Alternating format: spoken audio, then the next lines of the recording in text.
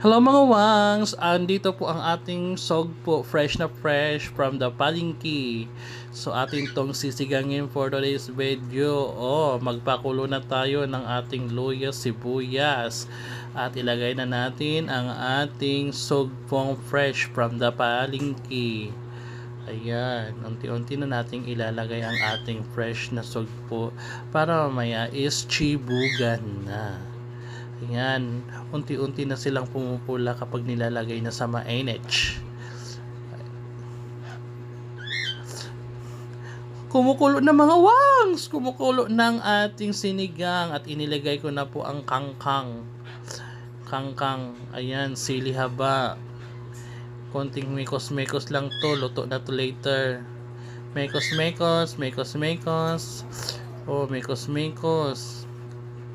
Nilagay ko na pala dyan yung yung sinigang. Ayan, luto na. Yan, ang yummy yummy. Thank you for watching.